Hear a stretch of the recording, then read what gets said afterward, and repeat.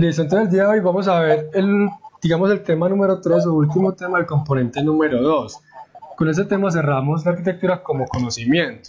Es decir, nuestra disciplina cómo genera conocimiento, no solamente a los arquitectos, sino también digamos, a la humanidad. Ahí vemos al costado derecho un edificio de la firma de arquitectos suizos Arzuy de Meuron. No sé si lo conocían, es el edificio de la Ricola, un edificio muy famoso. ¿Y por qué es famoso? Es porque este edificio resulta que es una combinación de un estilo racional con una arquitectura muy contemporánea a través de los materiales. No sé si ustedes hayan visto ese edificio anteriormente, el edificio de la Ricola. Básicamente es que un galpón o un edificio tipo pabellón, en el cual dentro de su espacio está contenido un hangar para tener, digamos, almacenamiento del cuido, digamos, esos insumos agrícolas, por ejemplo en tierra agro, tipo aquí en nuestra ciudad, es un tierra agro, pero allá en Europa. Pero miren que es un edificio que es muy sencillo porque tiene unas cualidades espaciales muy racionales. Ahora bien, voy a pedirles un favor. Vamos a abrir, les voy a compartir por acá. Esperen, yo entonces dejo de compartir pantalla, les voy a mandar un link para que miren algo que quiero que también revisen.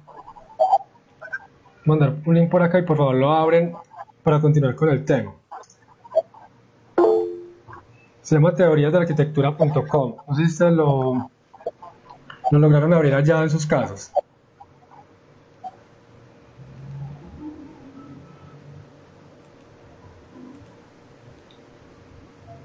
Si lograron abrir la pantalla ahí atrás de teorías de la arquitectura.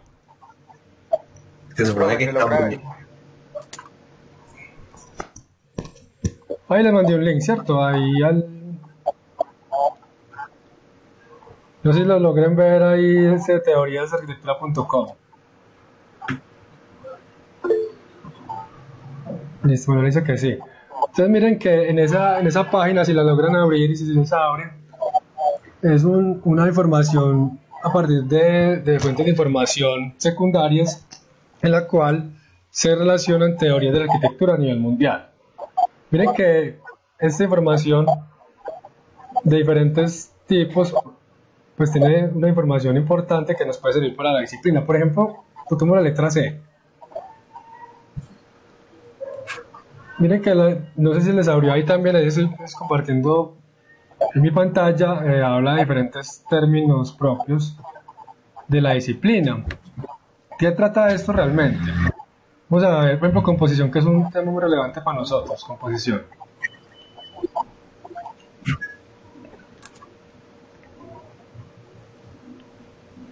No, perdón, yo quería la composición. Miren que dentro de ese grupo de términos de composición hay 24 autores. Miren al costado izquierdo, dice 1 sobre 24, no sé si logran ver ahí. Dice, el autor es Jean-Nicolas Louis Durand, y hay un texto que relaciona esa parte de la composición. Entonces la arquitectura es el arte de componer y de realizar todos los edificios públicos y privados, ¿cierto? Es algo como sencillo. ¿Y dónde está ese texto en este libro? Si vamos hacia la derecha en esta flechita, vemos que hay otro término que habla de composición, que es de Hans Meyer. Ese autor no lo conozco, pero bueno, ahí está. Entonces habla de ese mismo tema de composición, y miren lo que pasa aquí en esta página. Tiene unos subrayados que uno, si los toca, los manda uno para allá. Por ejemplo, yo toqué función.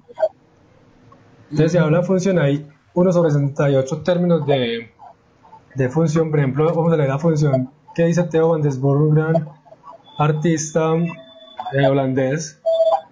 Dice simetría y repetición. La nueva arquitectura destruyó la repetición monótona y la similitud rígida de dos mitades, bueno, etc. Entonces, ¿qué busco yo con esta información? Que ustedes, digamos, desde la posibilidad que tiene el internet, pues busquen términos, o cuando miren también en sus otros cursos, no solamente teoría, sino otros cursos, términos asociados a la disciplina, pues miren que se habla de esos temas. Entonces está por términos, y cuando podemos mirar aquí al lado izquierdo inferior, autores. vamos a tocar autores. Entonces aquí tenemos los autores, no todos los autores obviamente porque eso no es así tan fácil, pero hay muchos autores. Hola, ¿quién me habla? Hola. Montes, no. Bueno, entonces llegamos acá.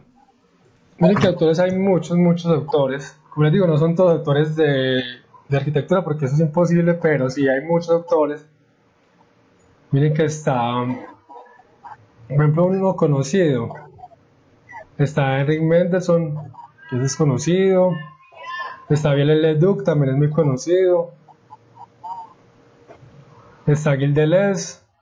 Entonces miren que hay muchos autores. Que vamos a, por ejemplo, mirar algo de Gottfried Semper, que está aquí.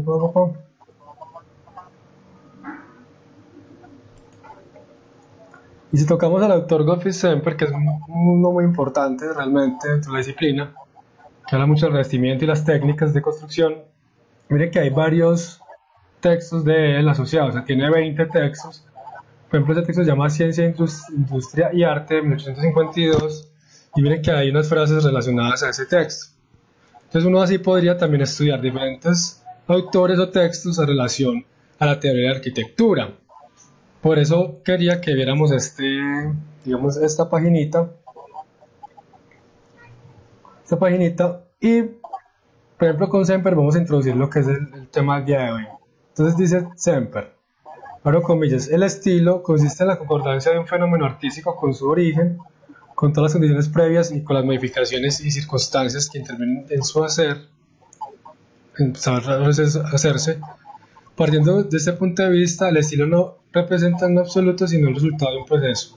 Entonces miren aquí, cierro comillas, miren que aquí Semper empieza a hablar de algo que me interesa para hablar el día de hoy, que vamos a hablar de lo que es estilo, técnica, escala y jerarquía.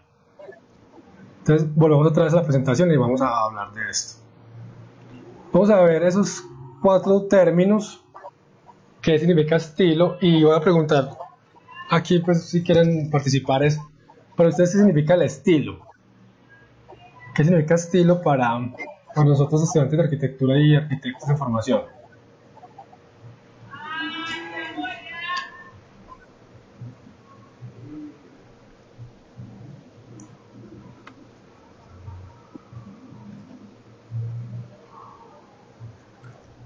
Por ejemplo, cuando... Sí, dígame. Pues, ¿vas a explicar el estilo o uno tiene que participar viendo qué es para uno el estilo que manejan ahí? Bueno, yo lo que quiero es como que la sesión, o sea, que yo hable todo este rato, pues porque también se hace muy engorroso, pero igual lo puedo hacer, sino que de pronto interactuemos. Bueno. Entonces, pues ustedes qué creen que es estilo, pues no solamente ahí está la presentación, sino pues qué creen que es el estilo. Pues para mí el estilo es como la forma, el diseño y todo lo que se debe ver dentro de la vista de esas construcciones y todo lo que uno hace con el pensamiento pues de mirar como a futuro o ver la creación que uno hace directamente en la construcción. Sí, está interesante ese término, sí, ahorita lo vamos a afinar un poco, pero está interesante. ¿Quién más si quiere aportar o bueno, si quieren igual continúo? Federico Montes. Montes, dime. Yo pienso que el estilo parte de ser algo propio, es algo que identifica y viéndolo pues desde un punto de vista estético, formal es lo que lo define como tal y también se vende como una marca.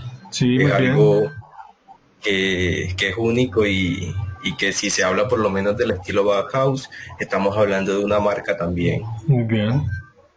Sí, muy bien, Montes, tienes la noción muy clara. Ahí Manuela escribió que sí, pero no sé qué me quiere decir Manuela. De pronto si quiere ampliar un poco la idea de Manuela sobre lo que estamos hablando. Bueno, entonces sigamos acá para que no perdamos ritmo. Bueno, el estilo que es, eso es interesante entenderlo. Y el estilo no solamente es dentro de la arquitectura, sino en otras ramas digamos, o disciplinas que tiene el ser humano. Por ejemplo, cuando hablamos del estilo romántico, ¿a qué se hace idea de eso cuando escuchamos romántico? Es como cuando hay unas obras de arte, ya sea en cine, literatura o en pintura que demuestran, digamos, unas características propias que son de ese estilo, a diferencia cuando dicen el estilo un estilo que sea tipo suspenso, en teatro o en cine. Entonces no dice suspenso, no puede ser igual a romántico, o puede ser un suspenso romántico, claro que sí. O cuando dicen drama, o cuando dicen, por ejemplo, en música, el estilo reggaetón, o el estilo rock, o el estilo electrónico. Entonces miren que hay unas connotaciones propias artísticas, en cuanto digamos, en ese caso la música, que dan cuenta que el reggaetón no es igual al rock, y no es igual. Así digamos hayan parecidos en ciertos temas o líricas, no es igual. Cada uno tiene unas connotaciones propias que hacen que sea, digamos, esos rasgos que hablaba ahora Montes, que lo hacen particular. O cuando hablamos de arquitectura, cuando hablamos del barroco, no es igual hablar del barroco que a la arquitectura gótica o la arquitectura moderna, o en ese caso, o en el caso más contemporáneo es la formalista o también que se le habla postestructuralista. Ahorita hablar un poco de ese estilo. Entonces, ¿qué es el estilo? Que en particular se llama como lenguaje arquitectónico. ¿Y por qué lenguaje? Ahí es cuando empezamos como a empezar a juntar varios términos, no solamente de la disciplina, sino también del pensamiento humano. El lenguaje es algo muy importante, niños y muchachos, porque el lenguaje, recordemos que sin el lenguaje no nos podríamos comprender.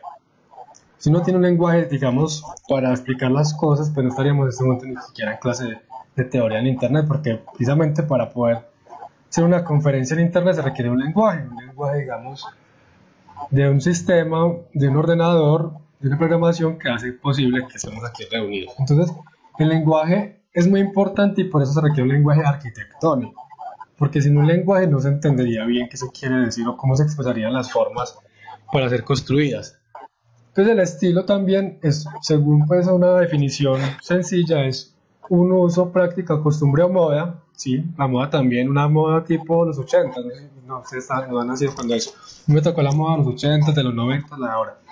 Entonces uno dice, la moda de los 80 tiene ciertos aspectos, por ejemplo, el cabello muy largo y como desaliñado, la ropa muy ajustada. En los 90 era como más estilo como alternativo rockero, entonces así era tipo leñador la camisa, los pantalones más anchos, los zapatos rotos. En los 2000 ya otra tendencia, entonces es como una especie de moda que va cambiando también con el tiempo. Debemos tener en cuenta que es un conjunto de rasgos. Miremos esta villa que es la rotonda de Palladio. Recuerden que Palladio es un gran arquitecto de la época del Renacimiento. Miren que esta forma construida de esa época da cuenta de un estilo propio que solamente es de esa época. Que no podríamos decir que es igual a la época en que se construye el día de hoy, ni que se construía en la época, digamos, del románico ni el gótico, porque precisamente son estilos propios que tienen sus formas de operar la forma y el espacio. Miren acá que tiene características este estilo, que por eso le llamamos de Renacimiento. Algo propio del Renacimiento es que vuelve a los órdenes clásicos de la arquitectura. Miremos que aquí tienen. Y ustedes logran ver acá, las voy a pintar de pronto con esto, aquí para que va a ser más sencillo que ustedes me entiendan. Miren que hay un grupo de... Esperen un segundito, yo cambio aquí el tamaño.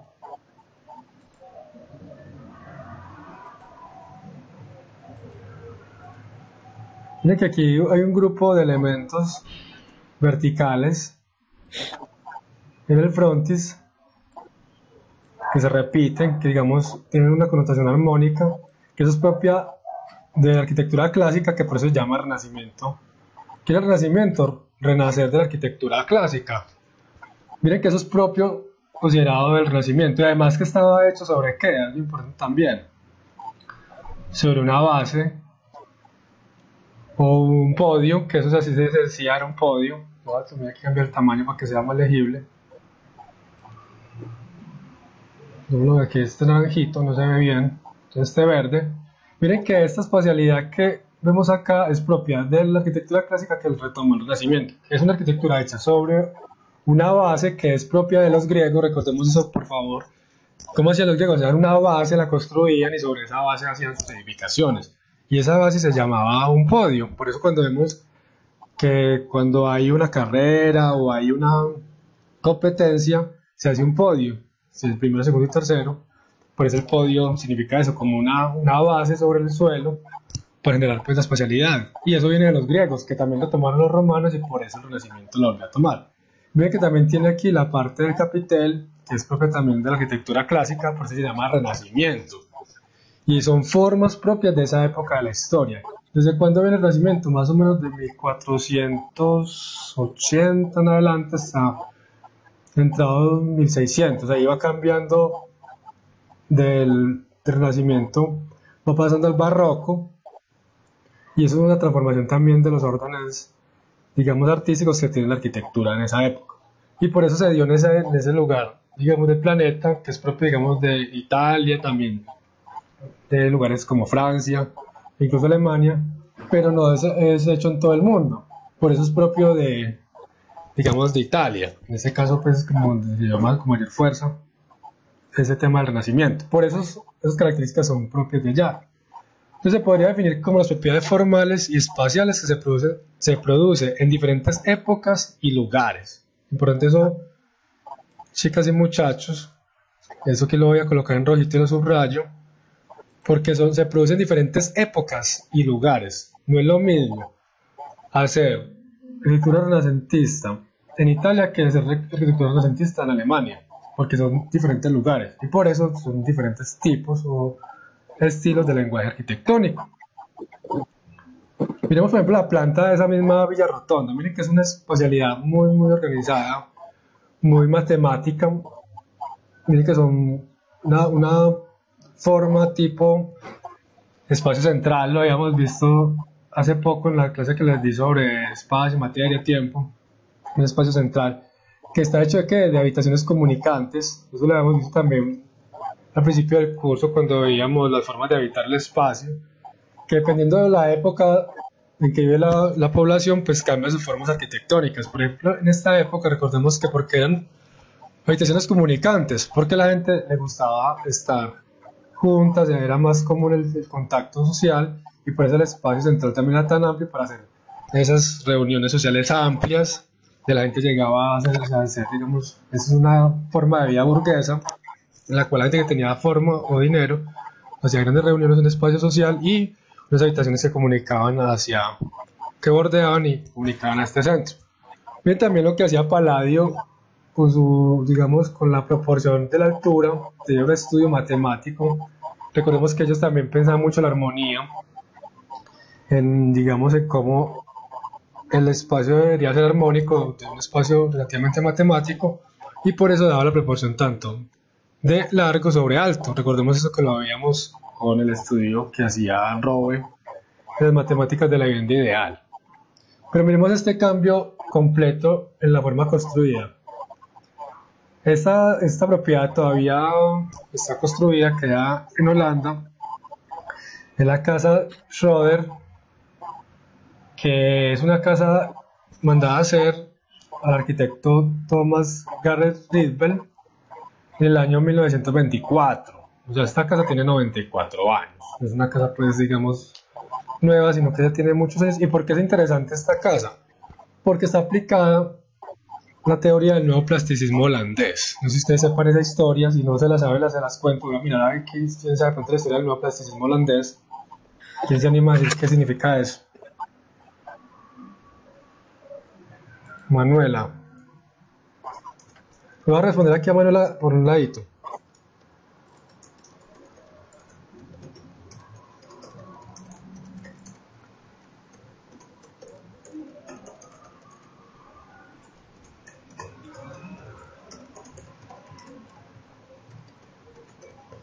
Pues él le respondía a la compañerita, bueno, ¿quién de pronto se anima o sabe, de pronto sabe? Si no, les cuento rápidamente qué es el neoplasticismo, o neoplasticismo holandés. Alguno que sepa, Montes o Manuela, que de pronto ya saben un poquito más de estos temas arquitectónicos.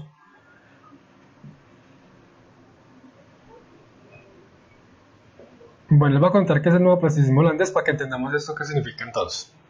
El nuevo plasticismo holandés fue una vanguardia basada en los principios asociados a las nuevas formas artísticas que habían en el inicio de los años de 1900, 1910, 1914, 1920. El nuevo plasticismo está basado en una, digamos, apreciación artística que se llamaba de Stijl. De Stijl fue, digamos, una vanguardia artística muy parecida al cubismo, pero era holandesa, basada en las teorías de Pierre Mondrian y Theo van Doesburg. Ahorita hablamos de Theo van Doesburg, que es un artista holandés, y ellos sacaron un manifiesto en el cual el neoplasticismo debería ser basado en diferentes términos, que son cuáles: la racionalidad, las líneas, las superficies, los planos, que fuese una asimetría pero equilibrada. Eso también era parte de la teoría del neoplasticismo. Y además que el espacio fuera construido con las nuevas técnicas constructivas que estaban lográndose en ese entonces, digamos, en ese momento histórico. Recordemos también que la arquitectura depende, digamos, del avance, digamos, del conocimiento que tenga la población en ese instante. No podríamos pensar que para hacer este tipo de arquitecturas tendríamos la tecnología o unas técnicas de la época del Renacimiento. No, eso va avanzando en relación también como va avanzando el conocimiento humano y la capacidad técnica para construir. Entonces, el nuevo plasticismo holandés está basado en esos principios de racionalidad, de línea, plano, superficie, de colores básicos también. Miren que aquí vemos colores muy básicos, vemos neutros, blanco, gris oscuro y gris claro, y los tres colores básicos, amarillo, azul y rojo. Eso era el nuevo plasticismo holandés. Si vemos una obra de Pierre Mondrian, no sé si ustedes conocen a Pierre Mondrian, que es un artista holandés, sus obras son así, son unos elementos ortogonales hechos en colores básicos. Así de fácil es la obra de ese señor. Entonces, miren, por ejemplo, acá la planta es una planta muy sencilla, en la cual pues el primer piso está hecho pues por los servicios básicos de cocinar, digamos, entrada al espacio, un espacio social, un lugar de trabajo, lugar para lavar la ropa, para tener la ropa, y un cuarto de servicios, digamos, acá. Y en planta vemos dos espacios horizontales que tienen que ver mucho con el nuevo plasticismo y con la arquitectura moderna también, que miren que son dos espacios básicamente sencillos, horizontales. Miren que no hay dificultad en eso. Les voy a compartir en este momento un video. Voy a dejar de compartir acá y les voy a compartir un video para que por favor lo miren. Federico, Señor, dígame, compañero. Ese video dura apenas 3 minuticos, para que lo vayan bien. Si quieres apenas compartes de acá, dígame, compañero, dígame. hola, Federico Montes. Sí, señor. Sí, dígame. Te iba a hacer una pregunta. Entonces, lo que sucedió en este caso con el nuevo plasticismo Sí, holandés, y que se basa en el racionalismo, pero también tenemos esa arquitectura moderna que está planteando la Bauhaus muy bien. simultáneamente.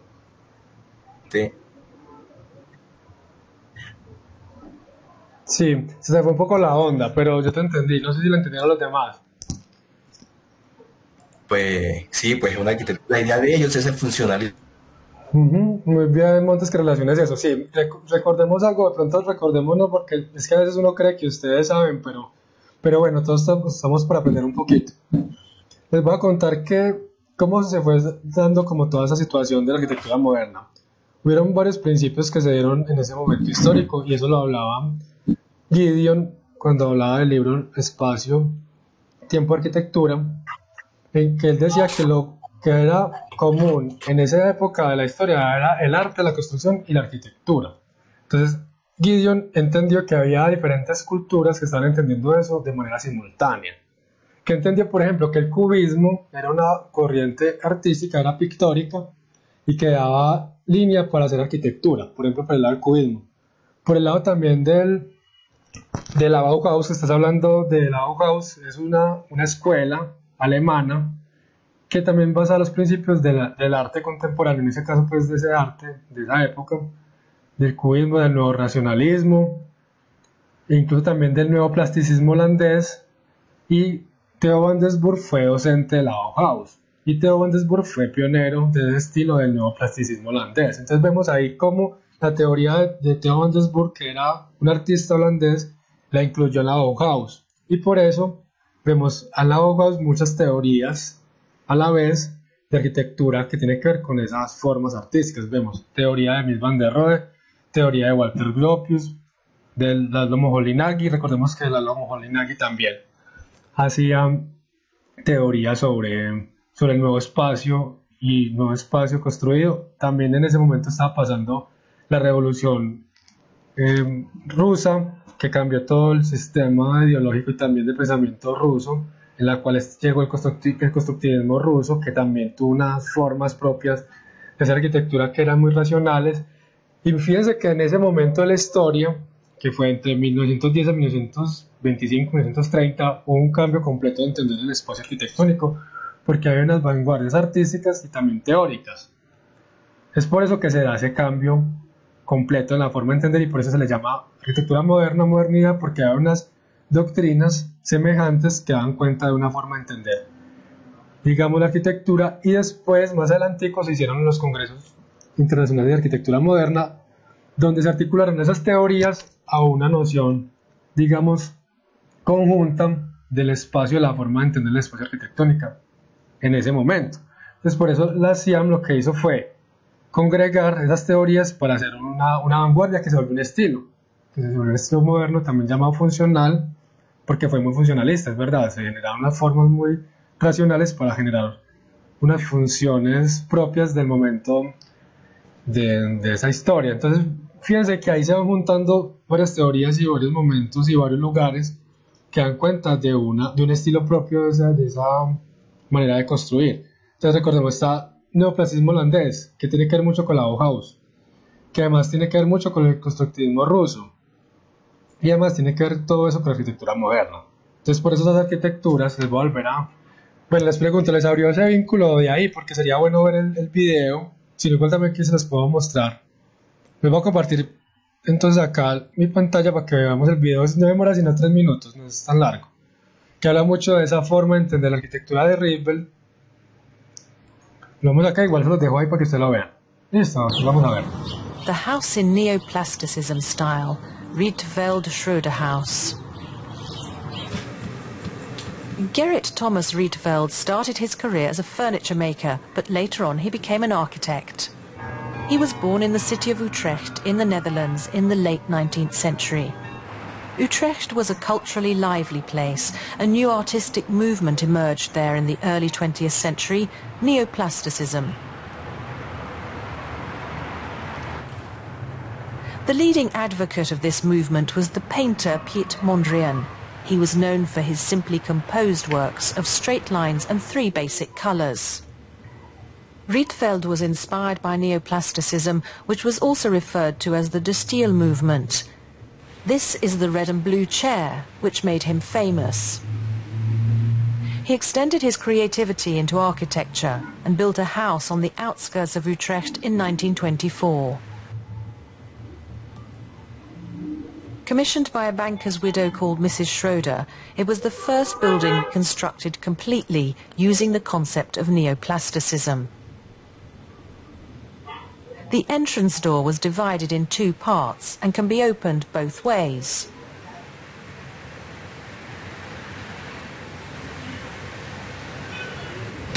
Ordinary hardware was used to make this simple umbrella stand.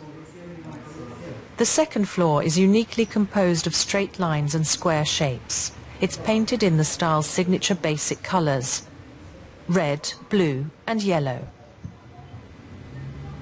The floor can be freely divided by sliding the doors, and the room can become a bedroom or a living room.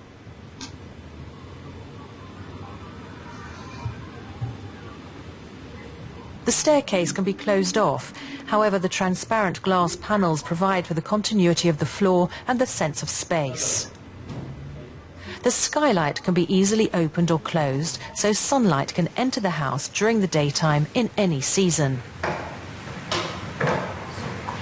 The dining window was one of his favourite parts of the house. There's no frame between the 2 windows in the corner, thus the space is more open and more light can enter.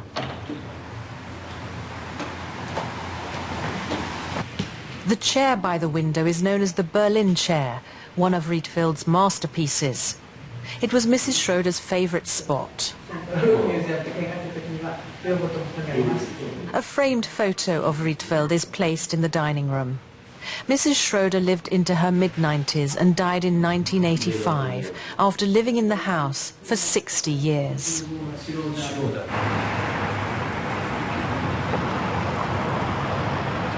Bueno, ya lo van a ver ahí también el video. Yo que nuestra persona por acá que me habló.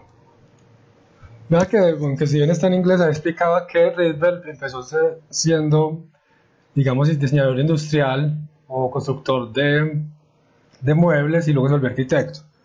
Y que la persona que le mandó a hacer la casa, que es la señora Magda Schroeder, señor. Pero eso no es sino que lo pongan, eso de video no es sino que lo pongan a que le dé subtítulos en español, yo lo acabo de poner así. Ah, bueno, yo lo puse fue en inglés, qué pena. ¿Y se lo puse en español? Sí, eso es sino que le ponga subtítulos en español y le sale subtítulos en español. Ah, bueno, entonces no les voy a explicar nada porque ahí ya está en español, pues lo que tiene que mirar. Entonces miremos acá, para que no perdamos tiempo en eso, que esa arquitectura muy propia de ese momento histórico tiene ese estilo que es del neoclasicismo, que también se le ha agregado a arquitectura moderna, es precisamente por eso, porque hay teorías propias del arte y la arquitectura del neoclasicismo holandés. Y miren que Rietveld, si vemos aquí la especialidad, está hecho unas especialidades muy simples, hechas de elementos que se pueden incluso mover, que es un espacio muy flexible, que permite dinamismo en el espacio, que se mueven y permiten hacer nuevos espacios internos, y a partir de los colores básicos, amarillo, azul, rojo, y además de los neutros, negro, blanco. Y miren que ahí está incluso la silla que es muy famosa, la silla de él, que está basada en los cuadros de Mondrian. Miren que ahí se están juntando varias cosas a partir del espacio arquitectónico, y por eso, digamos, todavía es tan importante esta arquitectura, que incluso se viera que es una arquitectura vigente.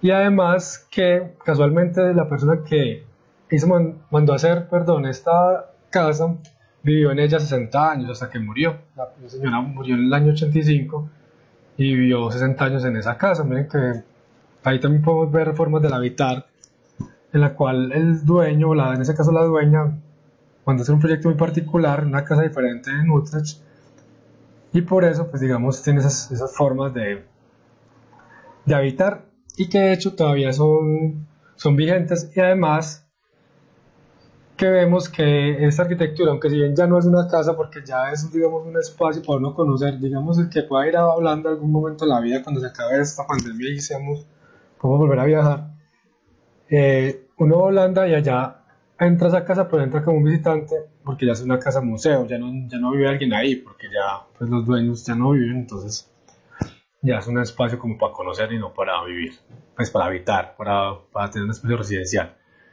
Miremos esta otra casa, esta casa que a las afueras de Bogotá, es la Casa Altazor, de un arquitecto muy importante que tuvo Colombia, Salmona murió en el año 2007, que en paz descanse, un arquitecto colombiano. Y miremos esta forma de construir de Salmona, una arquitectura muy racional. Miren también la materialidad, un material muy particular que él primero empezó a hacer haciendo su obra con ladrillo, luego la terminó en concreto de colores, y se le clasifica a Salmona como una nueva tradición latinoamericana, así se le ha clasificado, porque la arquitectura de Salmona no es ni moderna ni es posmoderna, no, es muy autóctona de Salmona, pero esta ha sido clasificado como esa nueva arquitectura latinoamericana o nueva tradición latinoamericana, perdón. Entonces, el estilo sirve para clasificar unas obras arquitectónicas que tengan elementos formales semejantes de diferentes autores. Por eso cuando clasificamos una obra, se le dice arquitectura moderna, hay demasiados autores ahí, no solamente es uno. Y no por eso se puede decir que esa arquitectura es buena o mala. No está hablando de calidad, está hablando digamos, de lenguaje. Ya nosotros podremos decir si es buena o mala o no, pues es un tema ya de criterio y de juicio, ya sea estético, formal Pero miren que si uno ve esta casa que es aparentemente sencilla, que a las afueras de Bogotá es un estrato 22, porque eso es para la élite bogotana, pues vemos una arquitectura muy interesante, que es sencilla, está hecha pues de elementos vidriados, obviamente pues para mirar el paisaje, y elementos constructivos también sencillos, en los cuales pues podemos decir que es una obra que tiene cualidades espaciales y técnicas. Pero no significa que por eso sea una gran arquitectura, ya depende de nuestro ojo o de nuestro criterio como, digamos, arquitectos y arquitectas de decir si es buena o mala. Y eso no lo clasificamos así de simple, sino que no lo juzgamos pero así de simple, sino que requiere un estudio más a fondo. Entonces, el concepto de estilo no refleja lo que decía ahorita, no refleja la calidad. No podemos decir que una arquitectura que sea del estilo moderno o el estilo postformalista que sería Big o el estilo Renacimiento tiene calidad, sino que solamente se clasifican en un tiempo y en un lenguaje. Eso hay que dejarlo claro. Ni se puede comparar con otras obras semejantes de su misma época o distinta, o coloquemos aquí, o distinta época. Distinta época. No se puede hacer eso, chicas y muchachos. El error común es empezar a clasificar y decir que eso es igualito a esto, porque no lo podemos hacer. El estilo no hace que clasifica si es bueno o malo, ni podemos comparar la calidad de una arquitectura de una época con otra. Es un error hacer eso, es decir, que una arquitectura, digamos, de hoy sea mejor que la arquitectura de hace 500 años, que no podemos hacer eso porque son diferentes épocas, diferente conocimiento, una diferente población, entonces no podemos hacer eso. Lo que sí podemos saber es que el estilo hace una referencia a unos rasgos propios de una época. Miremos, por ejemplo, este proyecto de Vic, que es muy interesante, que queda en Copenhague, se llama WM Houses. ¿Y por qué Vic se volvió como tan tesis? ¿Por qué tan es conocido Vic? Por su forma de construir arquitectura y cómo llegó a la población esa arquitectura. Pero digamos, esta arquitectura para nosotros es envidiable porque es difícil hacerla acá en Colombia, pero para los holandeses no es tan difícil hacerla. Pues hemos hablado un poco de los holandeses, pero bueno, es un buen ejemplo para nosotros. Esa es arquitectura, digamos, para población, digamos, trabajadora, no es para la élite tampoco. Y por eso la arquitectura de Vic ha llamado tanto la atención. Y por eso se dice que esta forma de hacer arquitectura de Vic es tan particular y por eso llama tanto la atención. Cuando estemos avanzando un poco más en el curso, vamos a entrarnos en otro tipo de teorías más postestructuralistas para que entiendan un poco más sobre ese tema. Pero en este momento no me voy a entrar en esa discusión teórica porque, digamos, nos compete y nos perdemos un poquito del rumbo del día de hoy, de ese tema. Entonces llegamos a un gran teórico, Norbert Schulz, no sé si lo conozcan. Es un teórico y arquitecto, tiene ambas, digamos, ambas connotaciones. No todos los arquitectos son teóricos, eso no se puede decir así, pero sí muchos teóricos son arquitectos, porque tienen esas dos ramas del conocimiento, hacen teoría y hacen arquitectura. Pero en el caso particular digamos, de mi persona, yo hago las dos cosas, yo hago teoría y hago arquitectura, pues porque tengo digamos, esa cualidad y porque me interesan ambas ramas. Entonces Norbert Schulz, que es conocido por el Gino Locci, habla que el estilo es un sistema de elementos. Bueno, les recomiendo este documento, se llama Intenciones en Arquitectura, que así he nombrado la charla del día de hoy, porque es un libro muy interesante, es muy denso, por eso no se los he puesto a leer, porque sé que es muy difícil de entender, pero igual es muy bueno. Norbert Schulz habla que es un sistema de elementos, o sea, hay que entender que el sistema es una connotación de varios componentes espaciales que parten de una estructura sintáctica y pragmática. Bueno, pregunto yo, ¿saben qué es sintáctico y qué es pragmático? Abro aquí el debate a ver si saben un poco qué significa eso.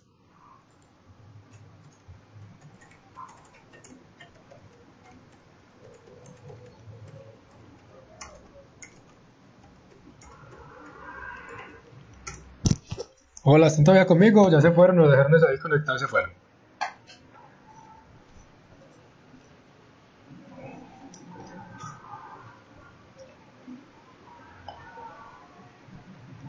Se fueron, ¿cierto? Ya no están acá. Pues yo estoy desconectado, a ver, no, yo estoy conectado.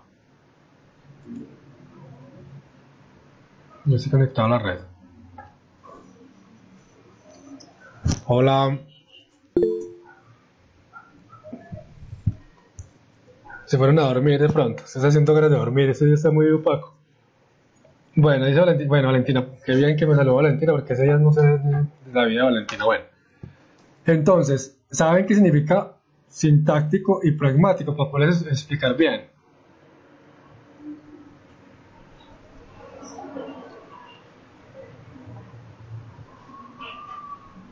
Alejo de pronto sabe, o siempre les pregunto a Manuela y a Montes, pero no, a preguntarle a otros.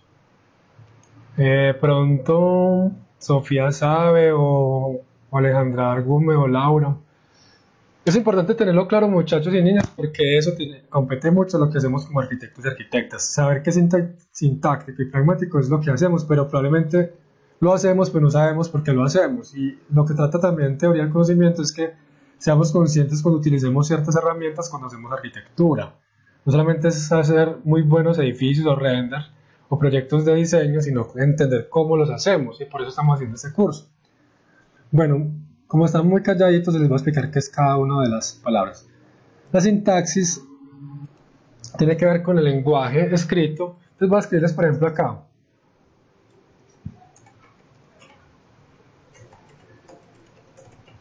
Miren esta frase que acabo de escribir acá. La sol es en la noche. ¿Me entendieron? La palabra, aunque si bien cada palabra es entendible por sí sola, la frase es absurda, ¿cierto? La sol es en la noche. Eso es como un sueño, pues, o como una traba. Pero es una relación que tienen. No. ¿Cómo siguen otra vez? Es una relación que tienen. Sí, una relación, sí, pero la relación debe ser ¿qué? Una relación como sintáctica, pues me refiero como una relación entre ambos que tengan como una relación mutua entre los dos, Sí, tanto de uno como con el otro. Exacto, es decir, debe ser racional y entendible. Es decir, cuando hablamos de sintaxis es que es un comportamiento lógico para que se logre entender el lenguaje. Porque si hacemos un diseño que no lo entiende nadie, ni usted lo entiende, ni el profesor, ni el constructor, nadie va a entender el diseño. Porque si no es sintáctico, no se entiende. Entonces, la palabra correcta aquí sería: el sol está en el día. Pues es una obviedad, pero es para que me entiendan la lógica. A no ser pues que me dicen, no, es que en Europa sale el sol a las 9 de la noche. Sí, pero es que por allá pues, es otro tipo de, digamos, de horario, y precisamente allá es en la tarde. Cuando es las 9 de la tarde dicen allá 9 de la noche. Aquí dicen 9 de la noche porque ya no hay sol. Pero digamos que eso es cuando está la luz del día, pues. O el sol genera la luz del día. Miren que aquí hay un lenguaje sintáctico. Porque ya vemos que cada una de las palabras, que cada una se entiende porque es lógica toda la frase. El sol genera la luz del día. Y aquí la sol es en la noche, ¿no? Pues, miren, aquí peor, en el noche. Entonces miren que todo eso que estoy hablando acá, aquí no hay sintaxis, aquí entonces no hay sintaxis, que eso tiene que ver con el lenguaje, y aquí hay sintaxis. Perdón. Es decir, hay un lenguaje lógico que permite que entendamos. Entonces lo que dice Norbert Schulz, voy a cerrar aquí esto, es que requiere una estructura sintáctica, es decir, que se entienda, que el lenguaje se pueda entender. Si no, no se puede hacer arquitectura y es imposible. Y por eso el estilo es un lenguaje sintáctico. Por eso cuando entendemos el Renacimiento, entendemos un lenguaje propio de esa época y no entendemos otro lenguaje.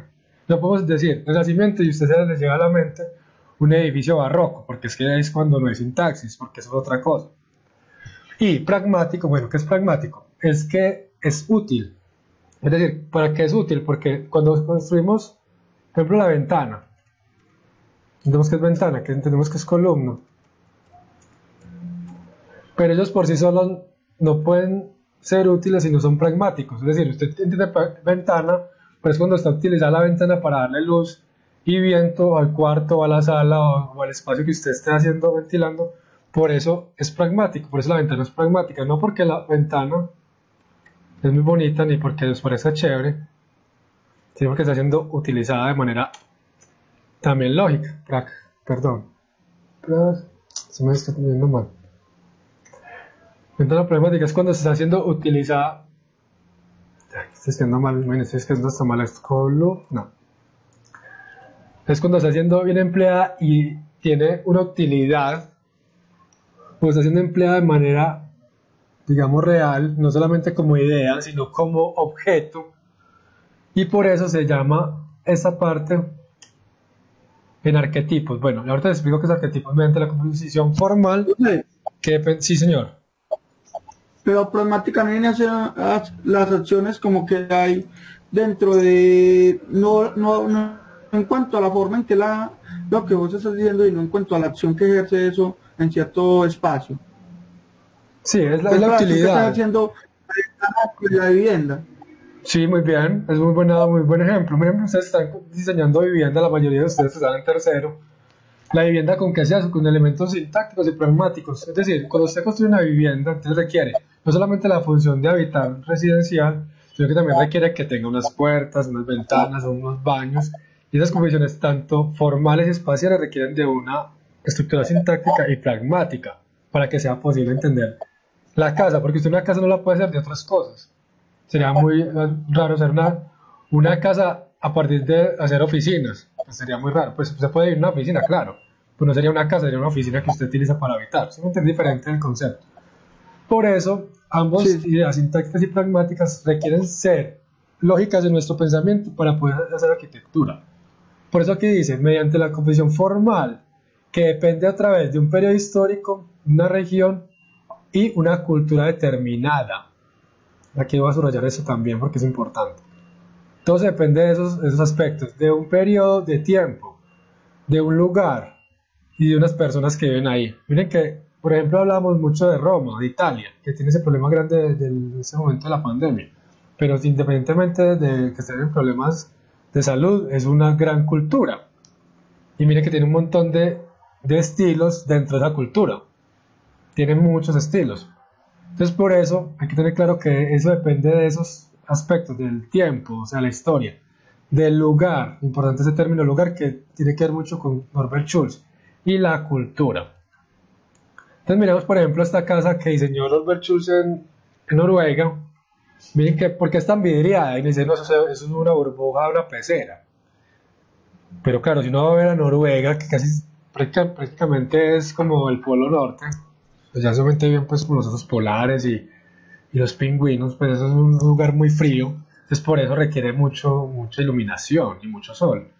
Por eso miren que la estructura sintáctica que tiene y pragmática hecha de elementos de vidrio, de marcos, para que tengan el vidrio, miren que aquí está la utilidad del vidrio y de la ventana, y hacen que eso parezca, aunque siempre parece para nosotros una pecera porque estamos en Colombia, pues para Noruega no, porque finalmente es una casa hecha para el frío, porque está en una época fría, pero requiere mucha luz y mucho sol, y obviamente no solamente requiere eso, sino también una chimenea o aire acondicionado, porque si no también va a ser mucho frío allá. Entonces, ¿qué es arquetipo? Para que tengamos eso claro.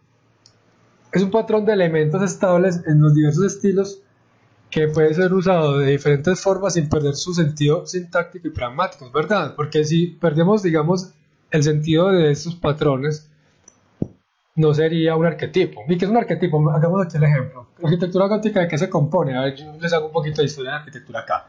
Algo importante es que se mete mucho la luz. Va a incluir acá una forma circular, pues o más bien redondita, para que entendamos un poquito eso.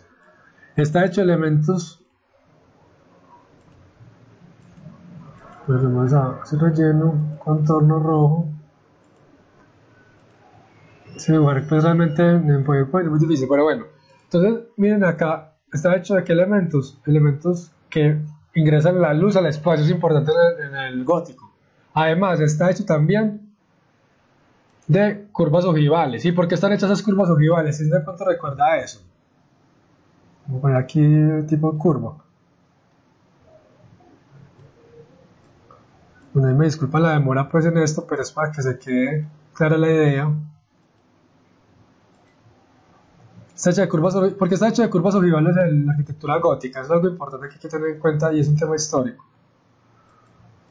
Porque recordemos que esa curva, o más bien, porque ustedes sepan, esa curva permite, perdón, control C, control V.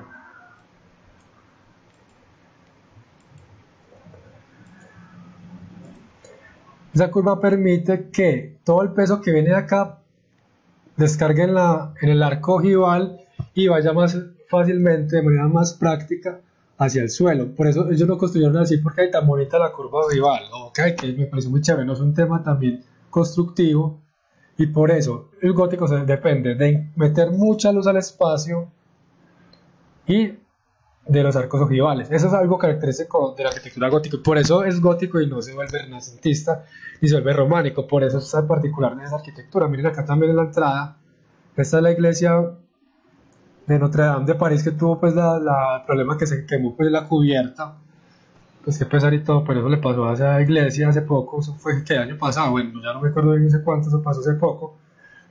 Independientemente del problema que tuvo la iglesia, es que miren que esas formas propias hacen que esa arquitectura sea gótica, y no es diferente lo gótico en cuanto a, digamos, sus rasgos característicos que generan el arquetipo, para que quede claro que es arquetipo. Bueno, voy a cerrar aquí la idea de estilo para seguir a la técnica. Esos puntos es muy importante, muchachos, que tengan en cuenta lo que significa la técnica.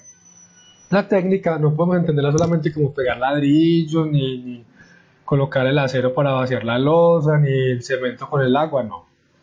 Eso es cómo se construye la arquitectura, es un procedimiento. Entonces la técnica significa poseer conocimientos especializados. Eso significa técnica. No entendamos técnica como solamente construir, sino también cómo proceder y cómo hacer arquitectura. Para hacer arquitectura hay diferentes tipos de técnicas. Por ejemplo, vemos aquí en nuestro costado derecho un gráfico que está hecho en técnica de tinta.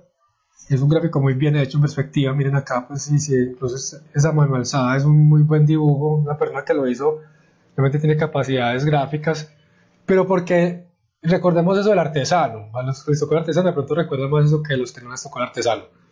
Porque el que dibuja lo hace bien, porque lo ha hecho muchas veces, y al hacer y al hacerlo y hacerlo muchas veces lo hace bien. Entonces la técnica requiere de un conocimiento especializado, pero dado porque se hace con disciplina.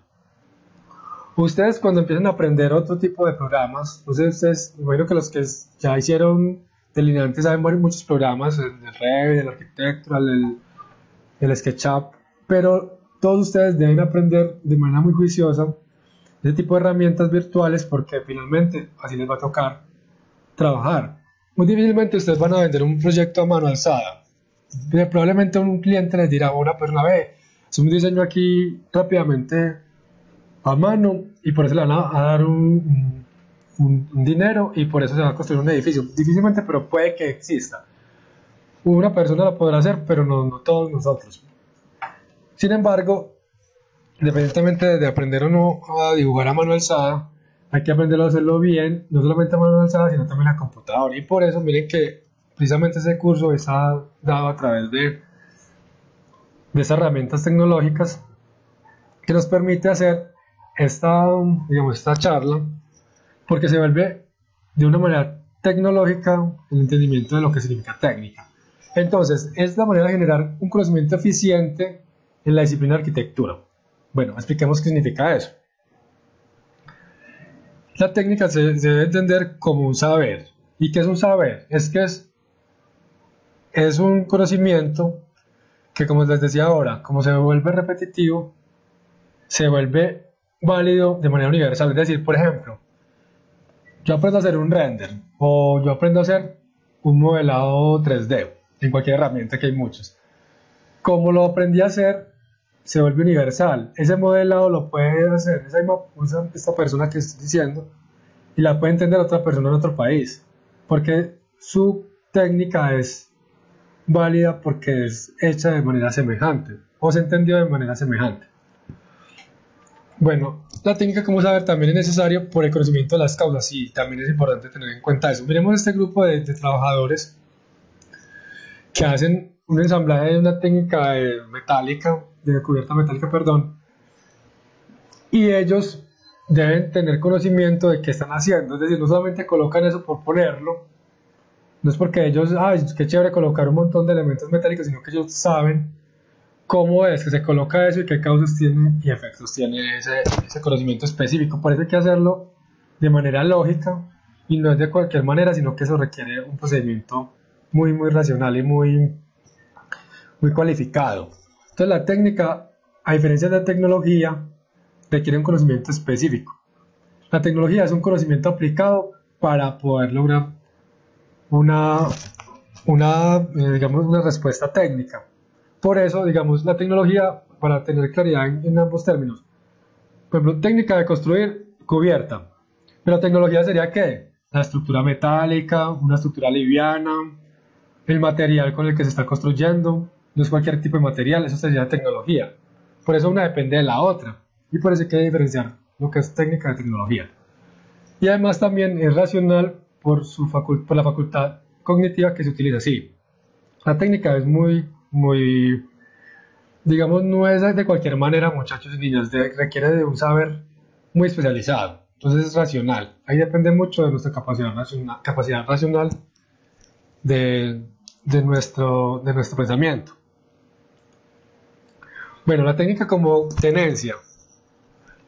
Les decía ahorita, la tasa no es un buen ejemplo. Entonces, es adquirido por experiencia, sí. Por ejemplo, una persona que sepa construir aquí está otra, perdón ahí porque son los ejemplos que tengo más a la mano, porque la cubierta realmente es algo complicado de hacer y me consta pues porque he tenido experiencia en eso. Casi siempre el embale para la arquitectura es la cubierta. Uno define muy bien la fachada, el espacio interior, los baños, pero la cubierta es un tema complejo y sé que es difícil, pero no importa, eso igual hay que saberlo hacer y hacerlo muy bien. Entonces, miremos aquí la técnica de construcción de cubierta en madera, otro tipo de técnica y tecnología. No es lo mismo que ensamblar una cubierta metálica. Puede ser parecido, sí, pero no es igual. Entonces, por eso requiere que sea adquirido por experiencia. Y no se requiere de cualquier manera, se requiere o se logra tener porque se ha hecho por constancia. Por ejemplo, ese grupo de personas que están aquí también instalando esa cubierta, ellos lo han hecho, digamos, el primer día de trabajo. Obviamente uno tiene que aprender a hacer las cosas paso a paso, pero para hacerlo bien requiere tiempo, lo que decía ahorita. Y como es un saber, no necesita ser actual. ¿Qué significa eso? Como es algo que se adquiere, no requiere que se actualice y se actualice cada tiempo, sino que como ya se sabe hacer, se hace de manera, digamos, autónoma y no requiere ser actualizado, porque ya se sabe cómo se hace. Entonces, por eso como tenencia la técnica es un saber que no requiere ser actualizado. Y la técnica como producción, aquí ya cambió la imagen, aquí vemos una técnica de cómo hacer la escultura, una técnica escultórica del artista Auguste Rodin. Es un artista francés que él tiene una técnica para hacer sus esculturas y no cualquiera hace pues una escultura también como la hace ese señor y ese tipo de esculturas. Recordemos que no es lo mismo hacer una escultura en barro que una escultura en piedra. Como les decía ahorita, depende del material, depende también de la técnica. Entonces la técnica como producción es que es un conocimiento que produce objetos útiles, es decir, es una poiesis. ¿Qué es poiesis? Es un término griego que significa que es un hacer, pero un hacer con utilidad. Eso significa poiesis, es un hacer que utilizaban los griegos para decir que el objeto era útil y servía a la sociedad. También es realizadora de artes, artesanías y artefactos y dispositivos, es decir, que la técnica permite hacer muchos, digamos, conocimientos del ser humano. Y algo importante, no depende del juicio estético de belleza.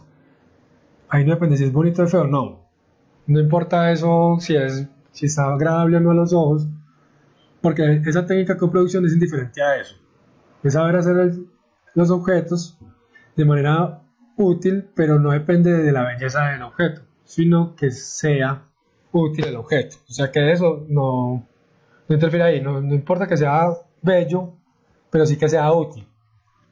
Recordemos que Vitruvius decía que también los objetos no solamente eran bellos, sino también eran útiles, cuando hablaba de la triada de firmitas, venustas y utilitas.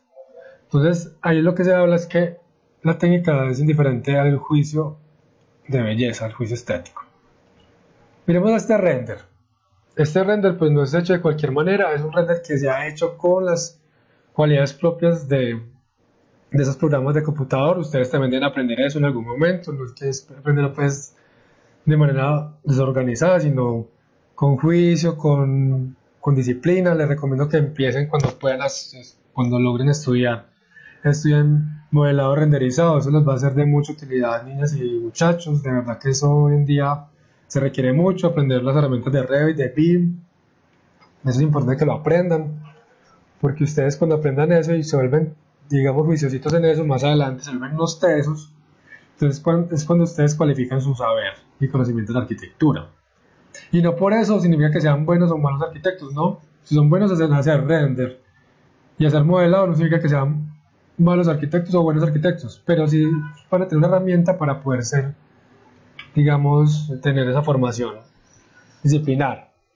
Entonces, por ejemplo, para hacer este render tienen que aprender varias herramientas y lo tienen que hacer con técnica juiciosa para que logren un gráfico como este. Por ejemplo, este es un proyecto en Corea del Sur de la famosa firma Rex, muy conocida, es estadounidense. Y aquí hablo que es la experiencia aplicada a diversas ramas de la disciplina de manera coherente y que permite una resolución completa del objeto arquitectónico. Sí, es cierto. Se requiere una resolución completa de ese objeto. Por eso, digamos, el hacer render o hacer fotomontajes también. Muchas veces, muchos proyectos se requieren de hacer buenos fotomontajes para que quede, digamos, gráficamente entendible el edificio y por eso después se logre construir. Y también la técnica tiene que ver con el proceso constructivo, pero no solamente es eso. Recordemos que no solamente es eso, pero también tiene que ver con ese proceso. Miremos este edificio, que es un edificio para una empresa de televisión en China, en Pekín, hecha por OMA, hace pues varios años, y que miren que tiene una resolución técnica muy compleja. Tiene dos elementos verticales que se unen a partir de un voladizo, se unen a partir de este voladizo a una altura más o menos de 100 y pico de metros, es un edificio alto. Y miren acá que se ensambla a través de que una técnica constructiva en la cual se domina los diferentes materiales para que ese edificio no se caiga. Entonces también es un procedimiento constructivo de manera lógica, física y química, sí. Pues tiene que ver con la parte de la ingeniería. No es únicamente ingeniería, pero sí también requiere de la ingeniería. Y se debe ejecutar para que pueda resistir los esfuerzos de los materiales, mitigar el colapso por sismo y la carga estática que ejerce la fuerza de la gravedad. Bueno, importante muchachos que aquí hay que tener en cuenta algo muy muy importante, que ustedes que son arquitectas deben hacer siempre de manera muy organizada. Nosotros siempre tenemos que tener en cuenta que los edificios pesan mucho, nuestros proyectos de arquitectura pesan mucho, toneladas, y además tienen que cumplir la fuerza de la gravedad. O sea, hay dos elementos importantes, el peso mismo de los materiales y la gravedad, que es, digamos, una ley natural, que dependemos pues de nuestro planeta Tierra, por eso hay que tener claro que hay esa fuerza intrínseca. Pero además, probablemente en algún momento también tiemble. Recordemos que hace poco ha temblado, ayer tembló, no sé si les tocó el temblor, y también la semana antepasada, que eso parte de la naturaleza. Entonces los edificios deben cumplir con esas propiedades porque el edificio no se puede caer. Y sabemos que se han caído los edificios, ¿por qué? Porque es un proceso constructivo malo, porque es un error ético, que ya lo hemos hablado alguna vez en el curso. Un error ético porque es que si uno sabe construir, pues porque va a construir mal. Es que ese es el problema que tenemos hoy en día. Yo lo que busco con estos chicas y muchachos es que ustedes se vuelvan por lo menos buenos profesionales y que cuando salgan al medio hagan las cosas bien hechas. Si el edificio vale 1 millón, 10 millones, 10 millones, eso es lo que vale. Usted no le puede empezar a ahorrar plata para quedarse esa plata en el bolsillo porque después el edificio se va a caer. Y eso es lo que no puede pasar con este tipo de procedimientos, que es cuando uno sabe el tema y hace de manera errada una conducta ética equivocada y por eso el edificio se cae. Entonces a nosotros no se nos puede caer un edificio, es que es imposible. Ya que el constructor quien se le dio el trabajo lo construyamos es otra cosa, pero los edificios que nosotros construyamos deben ser muy bien construidos, porque no puede pasar que un edificio se vaya a caer, no puede pasar, menos hoy en día, porque estamos muy avanzados en el conocimiento humano. Miren acaso tan complejo muchachos esta foto en obra de este edificio. Miren como trabaja esto puros puntos de apoyo, diagonales. Recordemos que el triángulo es el mejor geometría para generar esfuerzos estáticos. Y miren acá, todo esto que está aquí pesa un montón el edificio. En esta parte, en esta esquinita, pesa mucho. Y miren que está hecho a través de un procedimiento muy juicioso de ensamblar, o sea, pura tectónica, de ensamblar elementos metálicos. Y eso está lleno de elementos de cerchas. Es un procedimiento constructivo y todo esto se da para que no se caiga el edificio. Es por eso que requiere un conocimiento muy especializado. No es cualquier cosa, muchachos, eso que estamos viendo acá. Y tampoco uso que este tema pues, supla lo que significa saber construir. Alguna vez Carolina había dicho, no, nosotros no nos enseñan a construir. Claro, es que nosotros no somos constructores civiles ni tampoco somos ingenieros, pero sí debemos aprender cómo se hace. Ya cuando ustedes sean profesionales, les toca hacer una construcción, ustedes a partir de la experiencia, cuando se metan una obra que les va a tocar, muchos de ustedes van a ser constructores, no todos van a ser constructores, pero muchos de ustedes van a ser constructores. Cuando ustedes le dan una plata para hacer una obra, que hay que entender primero, bueno, cómo se va a construir el edificio, qué requiero para construirlo, cuánta plata me va a gastar, pero eso se hace a través de la experiencia, y ustedes lo hacen de manera, una experiencia práctica que se va dando con el tiempo. No podemos pretender que en la primera obra que nos den ya vamos a hacer todo perfecto, no, eso requiere de conocimiento, de gente que sepa hacerlo también, de rodearse de gente muy experta. Yo que les recomiendo, muchachos, cuando estén en obra, llamen a buenos constructores, llamen a buenos maestros. ¿Y cómo sabe uno eso? Pues porque hay gente que está en el medio y hay recomendaciones. Uno cómo sabe que un maestro es bueno, porque sabe que en otras obras están siendo bien construidas. Uno empieza también a conocer eso. Por ejemplo, cuando ustedes se hacen conocer en el medio, de pronto las que trabajan la obra, Mariana, saben eso. ¿Qué pasa ahí? Que ustedes las empiezan a reconocer porque hacen el trabajo bien hecho. Entonces, cuando ya empiezan a coger experiencia, más experiencia, pues, ¿qué van a hacer? Ser mejores arquitectas. Entonces, por eso, cuando uno ya empieza a coger una obra que requiere gente con experiencia, usted no puede coger una obra, todo el mundo inexperto, ahí sería un error grave. O sea, todos somos buñuelos en hacer una construcción, no, porque queda mal hecho. Entonces usted sí puede ser buñuelo o puede ser apenas, digamos, novato o novata en construir, pero el que esté a su lado no puede ser novato, porque es cuando se requiere experiencia. También las técnicas, te podemos ver hoy en día las técnicas de diseño paramétrico, por eso en la institución está el Fab Lab, el laboratorio de fabricación, de diseño y fabricación, que da cuenta de esos tipos de geometrías paramétricas y fractales que permiten esas nuevas formas de construir. Miren aquí esta maquetica hecha de elementos de geometría paramétrica, que es una geometría divergente, que es otra forma de entender el espacio. Es complejo de entender, pero igual es posible. Y está basada en esa geometría que no es convencional. Entonces no podemos confundir la geometría paramétrica con la geometría convencional, racional o euclidiana, porque son muy diferentes. Miren que son todo tipo de geometrías. Y para eso también requiere una técnica propia de esa geometría, de entender cómo esas formas operan dentro del espacio para hacer este tipo de edificaciones. Pero es la posibilidad que nos da hoy en día que la tecnología, lo que les hablaba ahora. La diferencia de que entender cómo se hace esa técnica dentro de ese espacio requiere una tecnología de ese diseño paramétrico y fractal. Bueno, ¿cómo vamos? ¿Cómo vamos allá? Pues que no sé dónde interactuado. ¿Cómo vamos para ver si seguimos o qué?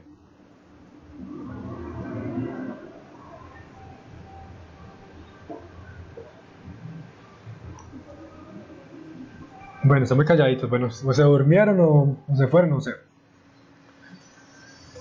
Yo voy a seguir entonces de derecho para que terminemos entonces, porque ya igual son las 11:30. Creo que pronto también es un poco demandante, pues, todo ese rato aquí pegados, pero bueno, voy a cerrar la idea. Entonces voy a seguir derecho. Entonces miremos este edificio, que es el Philadelphia City Tower de Louis Kahn, un proyecto muy chévere que no se logró construir. Aquí alguien me habla, espera un momentico. Listo, Alejandro me dice que vamos bien, listo, vamos acá. Este edificio de Louis Kahn que no se logró construir, pues un edificio muy chévere porque lo que hace Louis Kahn es una nueva manera de entender la estructura, hace una estructura espacial, hace unas especies de poliedros, hace un estudio juicioso de esos poliedros y ensambla la estructura a través de triángulos y elementos que generan digamos, equilibrio, y es un edificio como de 180 metros más o menos, no se logró hacer, pero es un proyecto muy chévere pues, de arquitectura, de diseño arquitectónico, que da cuenta de esa técnica que él estaba, digamos, desarrollando. Luis Cano es un gran arquitecto por eso, porque él hace un avance en la manera de entender el espacio a partir de la estructura, una manera diferente de entender la estructura en temas arquitectónicos. Bueno, el otro tema que queremos ver hoy es la escala, y la escala no solamente es 1 en 100, 1 en 25 como le piden los profes, las maquetas en 1 en 50 y unos 2500 que pedimos pues a veces en diseños más altos, como el diseño que está viendo Manuela y Montes, que son diseños digamos urbanos que son de escalas 1000, 2000, 1250, listo. No significa eso, es decir, es eso pero es mucho más. La escala son propiedades de un elemento que no son absolutas sino relativas y que dependen de nosotros, de los seres humanos, de la escala humana o de la persona cómo entiende la espacialidad. Eso significa escala.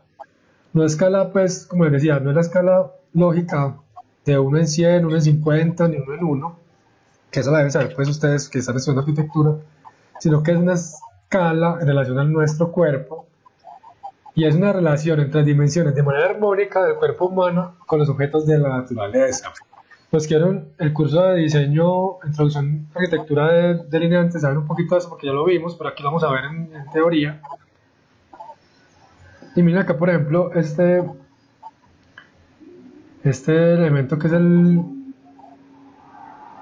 es el hombre de Vitruvio. No sé si ustedes logran ver a ver cómo se mueve ahí el hombre de Vitruvio, que lo que hace Leonardo da Vinci es un estudio de las proporciones del cuerpo para entender que nosotros o los seres humanos somos, digamos, el centro de las dimensiones de los objetos. Es un tema de ergonomía.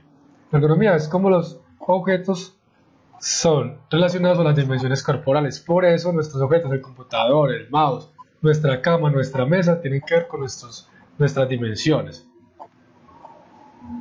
Por eso la escala tiene que ver con la proporción del cuerpo humano. Pero también es un tema de relación de disminución o aumento del tamaño de un objeto con el otro. Miren aquí una relación digamos, de la Torre Eiffel en París, y aquí un objetico, digamos un recordatorio, un souvenir, que puede ser a escala 1 en 500 o 1 en 200 de ese objeto. Entonces una proporción que se aumenta se disminuye según lo que se requiere. Por ejemplo, en diseño industrial o en ingeniería mecánica se hacen objetos 3 en 1, 5 en 1, porque son objetos muy pequeñitos que requieren para hacerse los objetos, pero se hacen grandes para entender la escala del objeto. Es al contrario en arquitectura. Se utiliza mucho en diseño industrial, en ingeniería mecánica. En ingeniería industrial se requiere mucho de escalas más grandes, de 3-1, 5-1, 2-1. Tres tipos de escalas. Tenemos la íntima.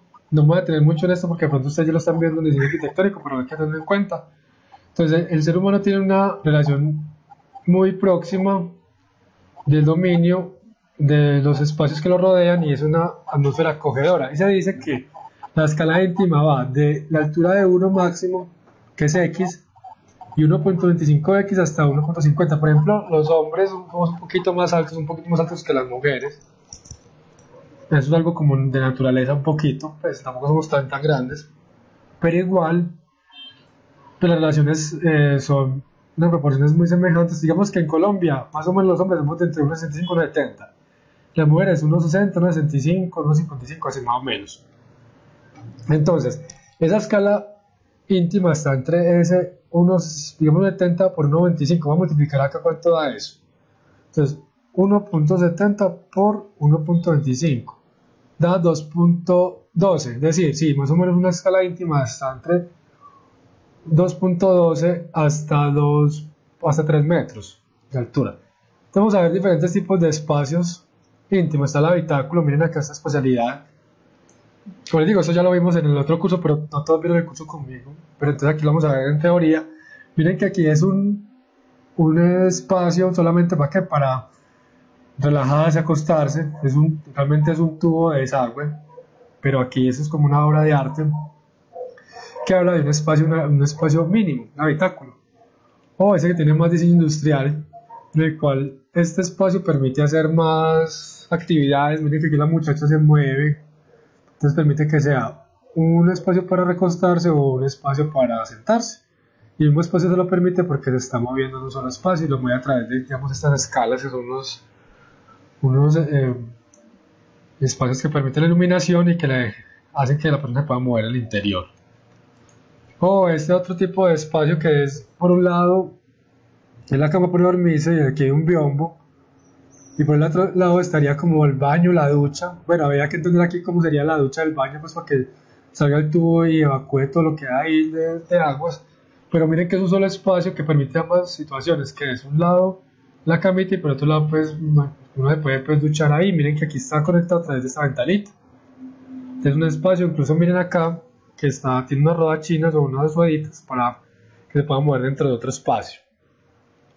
O está este tipo de habitáculo que se ve aquí, este es propio de Antioquia, se llama la burbuja glamping o la burbuja glamping. No sé si se hayan visto eso, esto es un tipo de hotelería que hay en el Retiro de Antioquia. Esto es costoso, muchachos y niños, bueno, los que no hayan ido o bueno, después de que pasemos todo esto, pues hagan el esfuerzo de ir, vayan con la novia o el novio, una noche allá, pues un poquito caro, pero aguanta ir pues para conocer.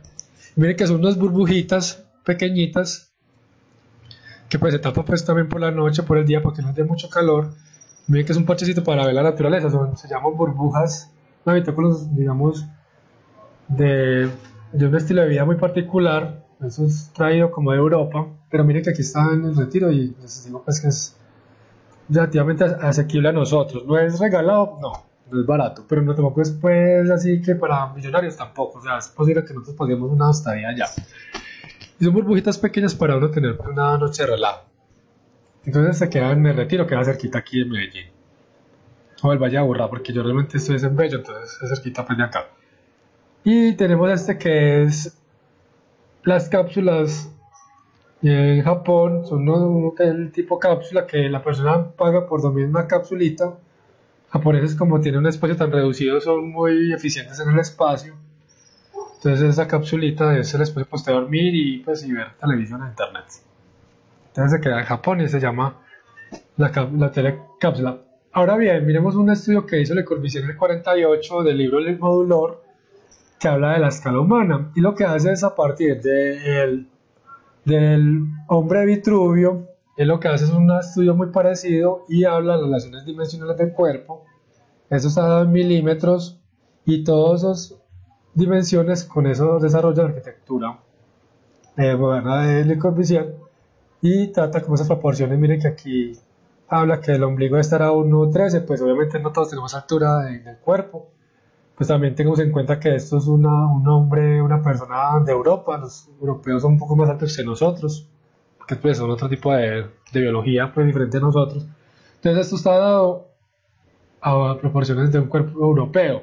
¿Podríamos hacer un modulor colombiano? Sí, podemos hacer un estudio de esos, pues no nos daría el tiempo, pues obviamente la clase de teoría, nos quedará pendiente para otro curso, pero podemos hacer un modulor colombiano, porque quedaría pues ahí como tarea para hacer algún momento el modulor de nosotros, una de nuestras medidas reales. Entonces, ¿qué hace Le Corbusier con este estudio? Pues lo que hace es que empieza a entender unas relaciones proporcionales espaciales en cómo se comporta el cuerpo en el espacio. Miren que un escalón para uno ver algo, una especie de gradita, está entre 27 centímetros más o menos, y siempre está entre estas dos medidas, entre 27 y 16. Entonces, 27 más 16 da 43. Por ejemplo, las gradas el estadio, los que ya han ido al estadio o un coliseo de deportes, o cuando vayan a algún coliseo cerca de sus casas ahí a practicar algún deporte, midan esta altura y más o menos les va a dar esta altura, que es lo que tiene una silla para uno ver espectáculos. También está la altura de la mesa, que más o menos son 70 centímetros, es verdad. Entonces miren que es 43 más 27 da 70 y vuelve más 16, 86. Un antepecho está entre 86 y 90 centímetros. Y es muy válido porque cuando uno diseña un espacio, un balcón por ejemplo, tiene esa altura, más o menos de 85 a 90 centímetros. Porque ese antepecho le sirve pues para que la gente no se caiga. Pues obviamente eso es para eso. Y ya empieza a subir, y aquí ya empieza a tener otras dimensiones. Ya tenemos 27 a 113, 140, por ejemplo, se dice que de 140 y 183 está el espacio para que uno tenga, digamos, un contacto íntimo con el otro, o sea, es decir, se puede separar especialmente, por ejemplo, les hablo desde la experiencia, por ejemplo, cuando uno diseña un edificio con apartamentos, para uno le den el permiso de construir una licencia, uno debe colocar el antepecho entre patios más o menos entre 1,60 a 1,80 centímetros para que no haya registro. Entonces uno coloca patios que se conectan, pero requiere esa altura para que la gente no se mire pues, ni se bruje. Y eso me consta pues porque eso hace parte de la disciplina nuestra y es verdad. Por ejemplo, 1,60 se coloca casi siempre o 1,80 también. También lo que hace Le Corbusier todo este estudio, que también es pertinente entenderlo, para entender esas relaciones del cuerpo con el espacio. Bueno, voy a pasar rápidamente a esas porque ya se estamos cerrando como la hora. Está la escala normal, que es la convencional que vemos. Es un espacio que tiene entre 1,50x hasta 3x. Es decir, un espacio acogedor y amplio. Este es el espacio normal que tenemos que siempre en donde habitamos. Si ustedes se ponen ahorita con un flexómetro de pronto a medir cuánto tiene entre el piso hasta la cubierta o entre pisos, se van a dar cuenta que tiene un espacio entre íntimo y normal. Por ejemplo, donde yo habito es 2,50. Entonces está entre íntimo y normal. Y miren por ejemplo esta casa que es casa estudio de Luis Barragán de 48. Miren que aquí hay una doble altura. Este espacio de estudio con este otro acá, unas cualidades pues como muy acogedoras. Entonces es la escala normal. Miren que la escala normal que dice, miren aquí esta sillita acá del lado izquierdo, que aquí hay un espacio que apenas el ser humano sus dimensiones se proporcionan al espacio que lo contiene o que lo cubre. Miren aquí pues se llama ese tipo de escala y está muy empleado que ese tipo de escala, por ejemplo, edificio de oficinas, un hotel, la vivienda que ustedes están diseñando. Entonces cuando ustedes diseñan, piensen mucho en la escala, cómo es la proporción del cuerpo dentro de ese espacio. ¿Qué más aburridor hay cuando uno entra a un baño pequeño? No sé si les ha tocado. Cuando uno va a un cinema, por ejemplo, me tocó la otra vez ir al cinema del Tesoro y esos baños son súper estrechos. No sé, uno tiene que como salirse para entrar, es muy raro hacer ese tipo de baño allá. No sé si les ha tocado ir allá al Tesoro, bueno, otro tipo de espacios, que es un espacio súper pequeño, o sea, uno no cabe ahí, entonces eso, y las muchas que nosotros definimos eso. Los arquitectos y arquitectas definimos cómo se hace el espacio, entonces no nos podemos descachar con ese tipo de dimensiones. Por eso estamos viendo esto el día de hoy. Y la monumental lo que busca es que sean espacios ya monumentales o digamos sublimes en relación a nuestro cuerpo.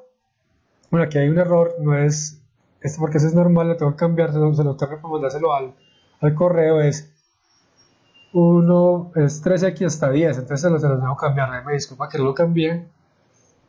Y también se utiliza para darle escala, para dar jerarquía a cierto espacio de edificación. Bueno, ya vamos a terminar con el tema de escala. Miremos la escala monumental. Vemos cómo ha sido a través de la historia ese tipo de escalas. Los primeros fueron los egipcios. Y esto duró un montón de siglos, desde hace 4.000 años más o menos, hasta la Torre Eiffel, que es de 1855, 1860. Y la más alta, que es el Burj Khalifa en este momento, que es de casi 1 kilómetro, de 815 metros. Entonces hay una escala monumental que tiene que ver mucho más con lo simbólico, que tenemos el Partenón. El Panteón, es el Panteón de Agripa en Roma. El Panteón se me confundió con el Partenón, el Panteón que en Roma. O esos edificios de Albis Khan en Bangladesh, miren la escala humana acá, con ese vano es monumental, en la escala o esa dimensión de ese vano. Y por eso la escala humana se ve, digamos, relativamente pequeña. O este edificio que es el Burj Khalifa, que es muy muy alto. Pues miren aquí la proporción que tiene la edificación. 812 metros es demasiado alto. En Colombia el más alto es como de 300 metros. Ahora miren si es como casi 3 veces el más alto de Colombia. Bueno, y finalmente jerarquía, ya con eso cerramos el día de hoy. La jerarquía es la importancia o el carácter simbólico que se le da a un edificio o a ciertos espacios dentro de un edificio. Uno puede tener jerarquía dentro de un territorio con un edificio. Vamos aquí otra vez con la Catedral de Notre Dame, o dentro de la catedral también podemos tener jerarquías. ¿Qué significa eso? Por ejemplo, vamos a la siguiente diapositiva. Vemos que dentro de la catedral, les decía ahorita, miren que este estilo es gótico, ¿cierto? Por el tema de la forma, que tiene esos arcos ojivales, eso es un tema pues constructivo. Pero dentro de esa espacialidad de la catedral hay un espacio jerarquizado. Por ejemplo, el altar. Miramos, por ejemplo, en Semana Santa ayer que veíamos al Papa Francisco ahí en la catedral de San Pedro. Miren que cómo se veía el Papa, y no sé si ustedes son cristianos o no, pues se veía ahí dentro de las imágenes en televisión, se veía mínimo el Papa dentro de ese edificio. Y ahí está dando la misa. Miren que dentro de ese espacio que le está dando la misa, él no está dando la misa en cualquier parte, lo está dando en el altar. Porque el altar es un espacio jerarquizado. Por eso cuando ustedes diseñen, empiezan a jerarquizar los espacios. No es lo mismo un corredor que una alcoba.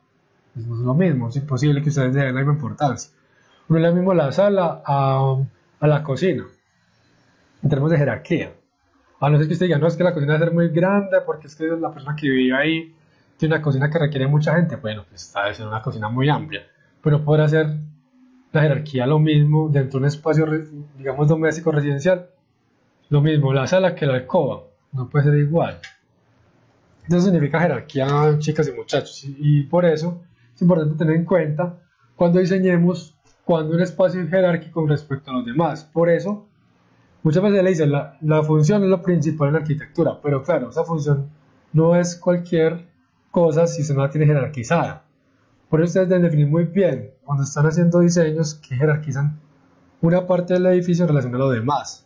Cómo generar un sistema de relaciones espaciales a través de jerarquías. No necesariamente todo sea jerárquico, pero sí se le tiene que dar, digamos, una preponderancia a unos espacios en relaciones a otros. Recordemos, por ejemplo, la institución donde nosotros nos estamos formando. Cuando uno entra al hall de la entrada, vemos un espacio amplio donde hay unas especies aunque hay una escalinata, y también hay un podio donde uno asciende, y hay unas mesitas para estudiar, y además está un hall de doble altura donde uno ve el segundo piso. Miren que hay un espacio jerarquizado, porque además ese edificio fue diseñado por Pedro Luis Gómez, que es un gran arquitecto que tuvimos aquí en Colombia. Entonces por eso miren que la jerarquía es tener claro unos espacios en relación a los demás. Bueno, voy aquí a brincar eso porque ya nos faltan 10 minutos. Bueno, aquí vamos a pasar aquí los edificios jerárquicos. Está la ONU, está la Casa Blanca en Washington, está pues aquí el Congreso de la República de Colombia. Miren que esos edificios no son muy altos, pero tienen mucha importancia, tiene una jerarquía pues política. O aquí en nuestra ciudad tenemos al edificio de la Alpujarra, que es un centro administrativo. O en el caso del centro, edificios muy altos, está la jerarquía urbana, por eso se llama el centro, porque es una centralidad económica y social, digamos, de nuestra ciudad de Medellín. Bueno, entonces vamos terminando ya el día de hoy, vamos a hablar un poco del premio Pritzker. ¿Saben qué significa el premio Pritzker? Ustedes que están estudiando arquitectura.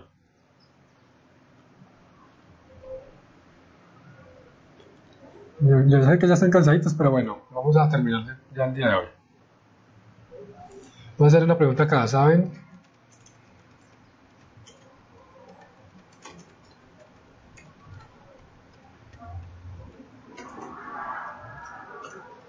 ¿Saben qué es el premio Pritzker, chicas y muchachos? Pues yo quienes están conectados, hay todavía gente acá.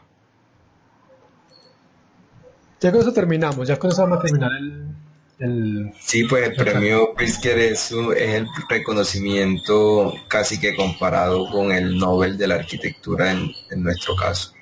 Sí, Y se señor. entrega en Estados Unidos como a una arquitectura, pues se entrega anualmente. Muy bien, Montes, está claro, muy bien. ¿Y por qué tenemos que saber qué significa eso? Es un reconocimiento que hace una fundación que es una gente muy, muy millonaria. Es un reconocimiento en vida. Importante son muchachos y niñas, es en vida, no es alguien que ya murió, no. El precio siempre se le da en vida a la persona que se le entrega. ¿Y que se le reconoce? Es sus cualidades arquitectónicas, tecnológicas, qué aportes ha dado la disciplina de arquitectura, es decir, qué intenciones de la arquitectura, lo que hemos visto hoy, le ha hecho a la disciplina durante su trayectoria. El año 2020 se lo ganaron unas arquitectas irlandesas que se llaman Yvonne Farrell y Shelley McNamara. Se llaman, así no tienen ni creado, pues no es una oficina, sino que son así esas dos. Y es la primera vez en el Pritzker que se le da a un dúo de arquitectas. Nunca ha sido, pues, la primera vez. Siempre se le ha dado a grupos de personas que hay entre hombres y mujeres. Por ejemplo, a RCR, a Sana, pues a varios se les ha dado a hombres y mujeres, pero primera vez en la historia del Pritzker, que se ha dado desde 1979, ya lleva 41 años. La primera vez que se le da a un grupo, a un par de mujeres. Bueno, ¿y por qué se le dieron a Yvonne Farrell y a Sally McNamara? Es porque, miren la arquitectura tan particular de ellas, es una arquitectura muy racional, diría que un poco funcionalista, pero no importa lo que yo crea, sino pues aquí está la obra de ellas. Recomiendo que miren la obra de esa señora, es muy buena, muy buena. Yo también apenas gratamente las conocí cuando se ganaron el Pritzker ahorita en marzo, pues que siempre es a principio de año, entre febrero y marzo. Entonces, para que ustedes sepan eso, chicas y muchachos, el Pritzker es un premio que le dan a la persona, le dan una malleta de bronce que es esta y $100,000, pues no es cualquier boba tampoco. Y en Colombia $100,000, y multipliquemos 100,000 por 4.000 pesos, eso da... ¿cuántos millones? Multipliquemos eso, ¿cuánto da? Ya se me olvidaron matemáticas. 4.000 por 100.000. 400.000 millones. O sea, es mucha plata realmente. 400.000 millones de pesos. Ah, no, perdón.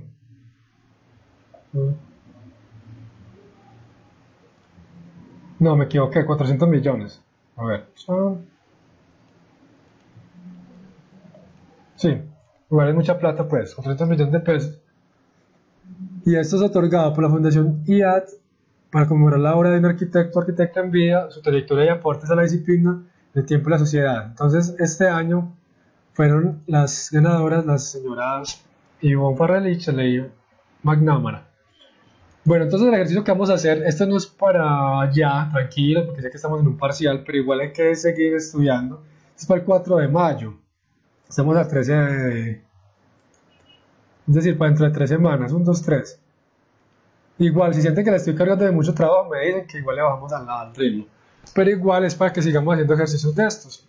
Y es muy fácil, ustedes van a escoger de manera pues voluntaria, van a escoger un ganador del Pritzker, de cualquiera de estos que se han ganado del 79 hasta la fecha, cualquiera, y van a hacer un ejercicio de entender esos 4 aspectos de lo que es estilo, técnica, escala y jerarquía. A partir de un proyecto, algún proyecto cualquiera, por ejemplo, ustedes dicen, va a estudiar este proyecto que es el campus de la Universidad Tecnológica y de Ingeniería de Lima, Perú, pues hacen ese estudio, pero no todos van a hacer el mismo, y lo van a hacer individual o en parejas.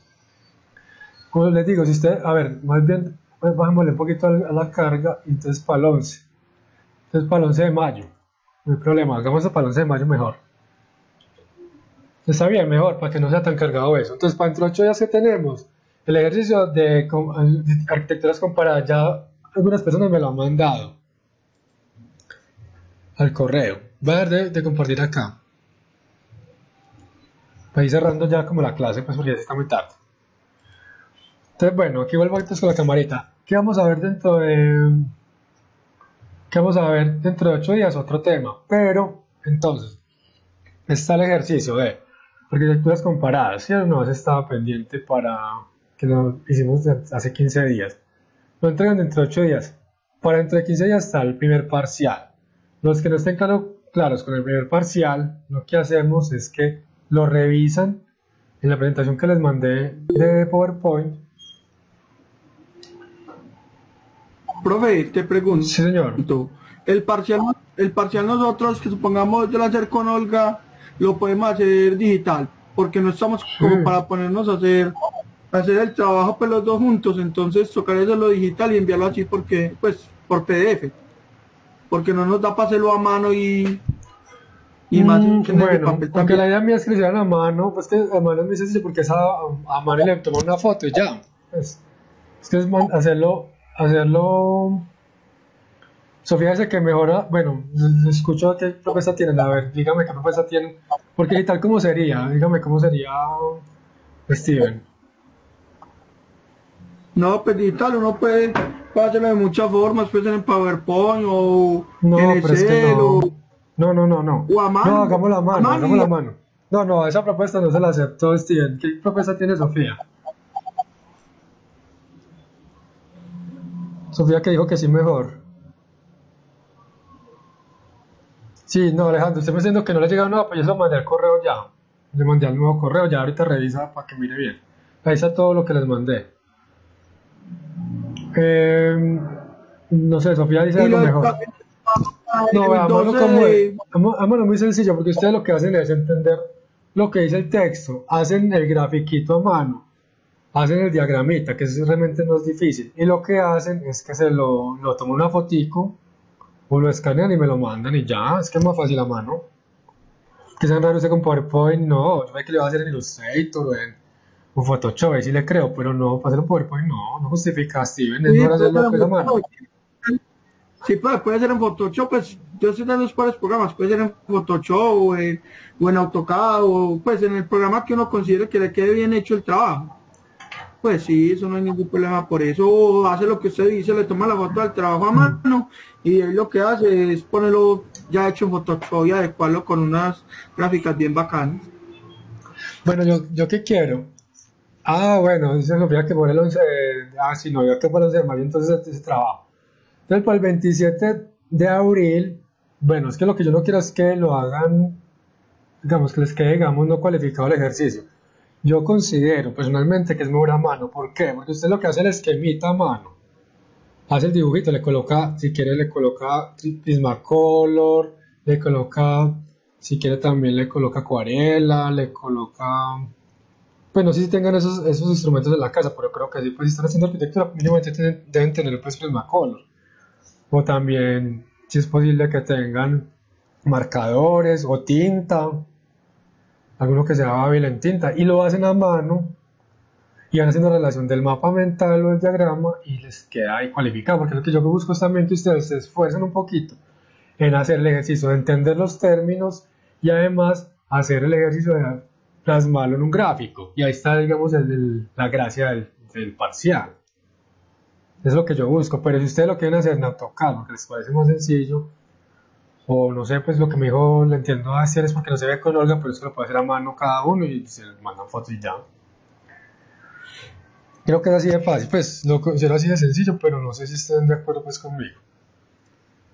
Bueno, yo creo que ya es suficiente, pues si quieren por ahí me mandó Sofía, no, Sofía no, fue Mariana, que se quería hacer con Sofía, entonces no hay problema Sofía y Mariana, si quieren hacen el ejercicio juntas, ustedes escogen entonces los textos y me dicen cuál van a hacer y ya. Entonces, bueno, yo Profe, creo, considero hay que que, entregar, sí, cuéntame. discúlpame, lo que hay que entregar para el 12 de mayo, ¿qué viene a hacer? Ah, bueno, vamos O entonces a la para la fecha. presentación. Les voy a compartir otra vez, hago acá, lo último para que ya cerremos. Entonces, ¿qué van a hacer? Van a escoger un arquitecto del Pritzker. Ustedes lo escogen de manera autónoma, ¿cierto? Yo igual les mando esto al correo para que les quede claro. Entonces, ustedes van a escoger uno, cualquiera. Ustedes lo pueden hacer en parejas también, no hay problema. ¿Y qué hacen de ese arquitecto o arquitecta? Por ejemplo, alguno dice, alguno que vemos acá.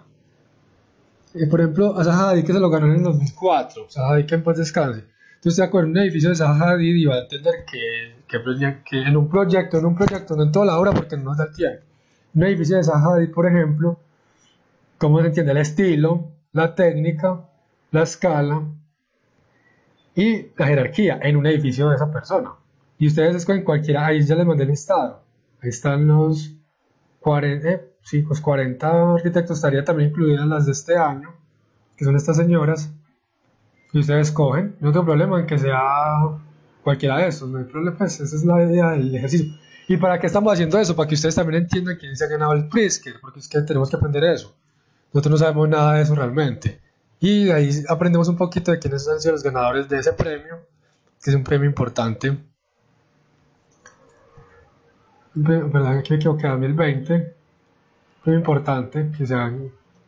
se han ganado unas personas y por eso vamos a hacer ese ejercicio. ¿Sí queda claro, Steven?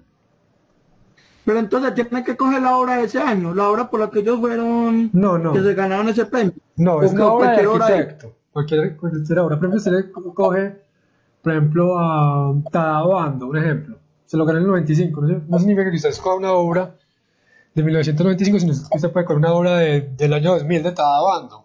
No importa, lo que nos interesa es ver la obra de Tadabando, en ese caso, en el estilo, en la técnica, en la jerarquía y en la escala.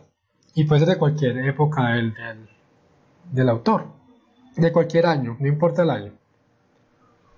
Ah, listo, profe, ya. Sí, Muchísimas claro. gracias. Listo, entonces Sí, yo lo señor. dejamos aquí por hoy. Les agradezco mucho por la paciencia, el rato.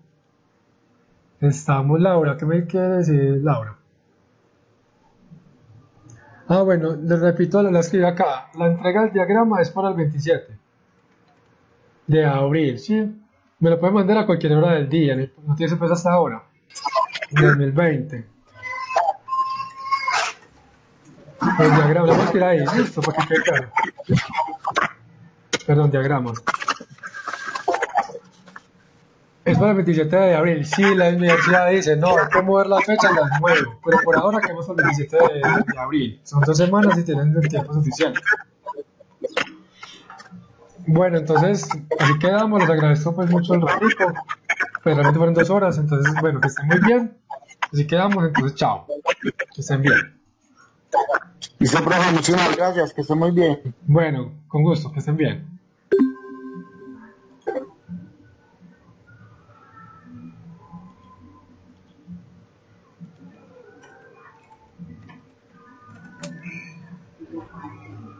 Federico, gracias, hasta luego. Bueno, gracias, chao. Que estén muy bien los que están ahí conectados. Chao.